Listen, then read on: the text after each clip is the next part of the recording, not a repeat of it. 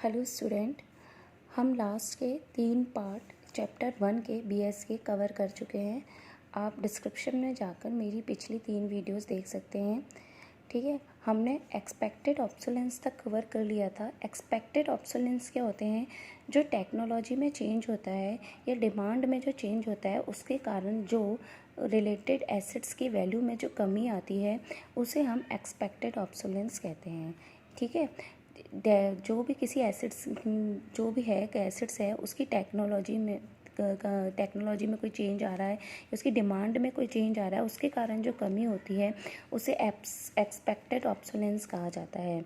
ठीक है, डेप्रिशिएशन को हम कंजम्पशन ऑफ फिक्स कैपिटल भी बोलते हैं, ये बात आपको ध्यान रखनी है। अब नेक्स्ट टर्म आती है आपकी अनएक्सपेक्टेड ऑब्सोलेंस। अनएक्सपेक्टेड ऑब्सोलेंस क्या होता है? जो कि नेचुरल क्लाइमेटीज़ के कारण होता है। नेचुरल क्लाइमेटीज़ क्या होती हैं?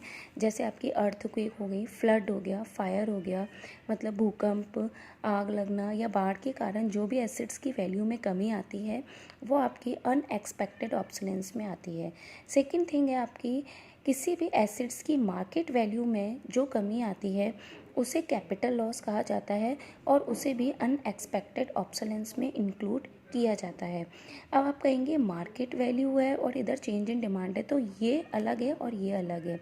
मार्केट वैल्यू आप समझ लीजिए जैसे किसी मशीनरी की मार्केट वैल्यू 50,000 थी लेकिन रिसेंट में उसकी मार्केट वैल्यू 30,000 हो गई, तो जो 20,000 है वो उसका कैपिटल लॉस माना जाएगा और वो डेप्रिशिएशन में ऐड नहीं होगा। लेकिन जो चेंज इन डिमांड है वो आपका डेप्रिशिएशन में ऐड होता है। तो ये दो चीज़ें आपको ध्यान में रखनी है कि एक्सपेक्टेड ऑब्सोलेंस डेप्रिशिएशन में ऐड होता है और अनएक्सपेक्टेड ऑब्सोलेंस डेप्रिशिएशन में या डेप्रिशिएशन रिजर्व फंड में ऐड नहीं होता है। कैपिटल लॉस क्या होता है? इसी की बेस पर आप कैपिटल लॉस की डेफिनेशन भी निकाल सकते हैं। कैपिटल लॉस क्या होता है? It is the loss of the value of fix assets due to unexpected obsolescence. Unexpected obsolescence के कारण फिक्स्ड एसेट्स की वैल्यू में जो कमी आती है उसे कैपिटल लॉस कहते हैं और कैपिटल लॉस को डेप्रिशिएशन या डेप्रिशिएशन रिजर्व फंड में ऐड नहीं किया जाता है। नेक्स्ट टर्म आती है आपकी ग्रॉस इन्वेस्टमेंट। ग्रॉस इन्वेस्टमेंट क्या होता है? इसके लिए आप सबसे पहले इन्वेस्टमेंट को समझेंगे। इन्वेस्टमेंट क्या है? एक प्रोसेस है कैपिटल फॉर्मेशन का या फिर स्टॉक ऑफ कैपिटल में जो इंक्रीजमेंट होता है उसका है। कैपिटल फॉर्मेशन क्या होता है मैं आपको लास्ट वीडियो में बता चुकी हूँ। कैपिटल फॉर्मेशन का मीनिंग भी यही होता है, increment of stock of capital. जो भी कैपिटल में या कैपिटल के स्टॉक में जो भी इंक्रीमेंट होता है वो आपका इन्वेस्टमेंट में इंक्लूड होता है। अब आपने 11th में भी पढ़ा है कि ग्रॉस और नेट का मीनिंग क्या होता है। ग्रॉस मीन्स क्या होता है? Charges required have not been deducted. वो चार्जेस ग्रॉस में कोई भी जो चार्जेस होते हैं वो डिटेक्टेड नहीं होते हैं। किसी भी मशीनरी या किसी भी एसेट्स की जो ग्रॉस वैल्यू होती है उसमें कोई भी चार्जेस डिटेक्टेड नहीं होते हैं। और नेट क्या होता है? After deducting all other charges.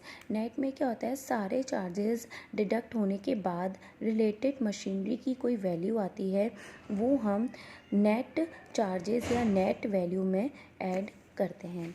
अब हम आते हैं अपने टॉपिक पे, ग्रॉस इन्वेस्टमेंट। ग्रॉस इन्वेस्टमेंट क्या होता है? It is the addition to stock of capital before making allowance for depreciation. ठीक है, मतलब जो भी कैपिटल स्टॉक में इंक्रीमेंट हुआ है वो वैल्यू तो आपका ग्रॉस इन्वेस्टमेंट बताता है लेकिन उसमें कोई भी डेप्रिशिएशन चार्ज नहीं होता है। तो मतलब आप ग्रॉस इन्वेस्टमेंट से किसी भी मशीनरी की एक्चुअल वैल्यू नहीं निकाल सकते हैं।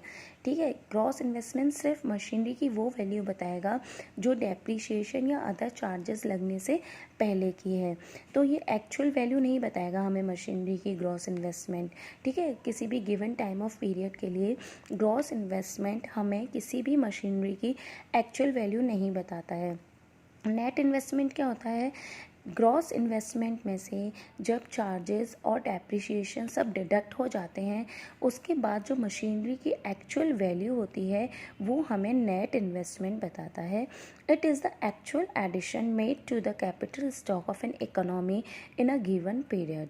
मतलब जो भी टाइम है, जो भी गिवन ऑफ पीरियड टाइम है, जो भी गिवन ईयर है उसमें कैपिटल स्टॉक में जो इंक्रीमेंट हुआ है उसके बाद कोई चार्जेस या डेप्रिशिएशन जो भी है वो लेस होने होने के बाद जो एक्चुअल कंडीशन है, जो एक्चुअल एडिशन है कैपिटल स्टॉक में, वो हमारा कौन बताता है? नेट इन्वेस्टमेंट बताता है। ठीक है, I think it is clear to you. Okay, net investment का फॉर्मूला क्या बन गया हमारा? Gross investment minus depreciation. तो हमारा नेट इन्वेस्टमेंट निकल के आ जाएगा। ठीक है, अब अगर हम इसे एक डायग्राम के थ्रू समझें तो ये जैसे मान लीजिए ग्रॉस इन्वेस्टमेंट है, ये नेट इन्वेस्टमेंट है। ग्रॉस इन्वेस्टमेंट में से जब डेप्रिसिएशन हट जाएगा तो आपका क्या निकल के आ जाएगा? नेट इन्वेस्टमेंट निकल के आ जाएगा। और नेट इन्वेस्टमेंट में अगर डेप्रिसिएशन ऐड हो जाएगा तो आपका क्या निकल के आ जाएगा? Gross investment. ठीक है, ग्रॉस इन्वेस्टमेंट में अगर डेप्रिसिएशन हट जाएगा तो आपका नेट इन्वेस्टमेंट निकल के आएगा। और नेट इन्वेस्टमेंट में अगर डेप्रिसिएशन ऐड हो जाएगा तो आपका ग्रॉस इन्वेस्टमेंट निकल के आ जाएगा। ठीक है, okay, have a nice day.